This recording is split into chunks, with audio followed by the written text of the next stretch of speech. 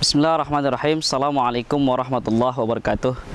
Pencinta Al-Quran yang dirahmati oleh Allah Subhanahu wa Ta'ala, InsyaAllah pada pertemuan kali ini kita akan membahas tentang bagaimana mengetahui hukum nun mati atau tanwin yang kita terapkan dalam membaca Al-Quran. Pecinta Al-Quran dirahmati oleh Allah Subhanahu wa Ta'ala, kita tahu bahwasanya membaca Al-Quran itu dibutuhkan ilmu tajwid, yang mana dengan ilmu tajwid itu akan menjaga lisan kita daripada kesalahan makharijul huruf dan juga kesalahan dalam mempraktekkan hukum bacaan terkhusus pada nun mati atau tanwin yang ada di dalam Al-Quran. Pencinta Al-Quran yang dirahmati oleh Allah Subhanahu wa Ta'ala, biasanya kita agak begitu membingungkan dan juga agak susah mengingati hukum bacaan nun mati atau tanwin dalam Al-Quran berkaitan tentang jumlah huruf ataupun berkaitan tentang huruf-huruf yang ada pada hukum nun mati dan juga tanwin dalam Al-Quran. Misalkan kita harus menghafal huruf ikhfa itu ada 15, kemudian huruf izhar itu ada 6, kemudian huruf idgham itu bigunnah itu ada 4, dan idgham bila gunnah itu ada 2, dan huruf iqlab itu ada 1.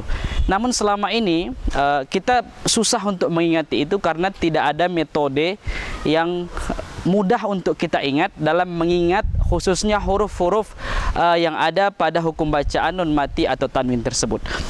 InsyaAllah pada pertemuan kali ini kita akan membahas satu metode, cara mudah ataupun cara cepat untuk mengingat huruf-huruf dan jumlah huruf pada hukum bacaan nun mati atau tanwin dalam Al-Quran.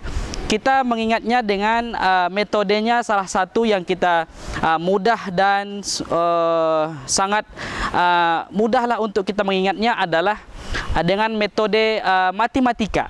Di sana ada 1, 2, 4, 6, dan 15. Kemungkinan sahabat pencinta Al-Quran dirahmati oleh Allah Subhanahu wa Ta'ala agak bingung ketika saya menyampaikan 1, 2, 4, 6, dan juga 15. Padahal ini adalah satu metode untuk mengingat, untuk kita mengingat dalam hukum huruf nun sukun dan juga tanwin dalam Al-Quran. Sahabat pencinta Al-Quran yang dirahmati oleh Allah Subhanahu wa Ta'ala, seperti yang kita sampaikan tadi, 1, 2, 4, 6, dan 15 itu adalah merupakan hukum sukun, nun sukun ataupun tanwin dalam Al-Quran. Apa itu 1? 1 itu adalah iqlab. Iqlab, yaitu hurufnya adalah ba, satu hurufnya ba. Kemudian apa itu 2? 2 itu adalah idgham bila gunnah, yang kita tahu bahwasanya hurufnya adalah 2, yaitu lam dan ro. Dan yang selanjutnya 4 itu adalah idgham bi gunnah, yaitu berdengung. Kita tahu hurufnya adalah 4, ya, mim, nun, dan waw. Dan ada 6 di situ, dan 6 itu adalah izhar, yang kita tahu hurufnya ada 6. Dan yang terakhir itu adalah 15, kita tahu huruf ikhfa itu ada 15. Oleh karenanya dengan metode matematika yang singkat ini, 1, 2, 4, 6, 15, di situ ada kelipatan 2. Dari 1, 2, dari 2, 4, dan 4, dan 6.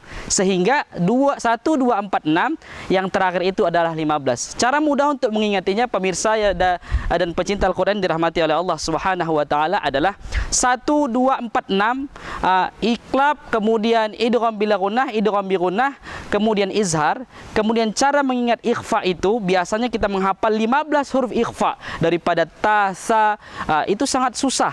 Jadi dengan metode matematika ini, 1, 2, 4, 6, ketika kita tahu huruf 1, 2, 4, 6 itu, maka jawaban untuk menjawab berapa huruf ikhfa adalah selain daripada 1, 2, 4, dan 6 tersebut.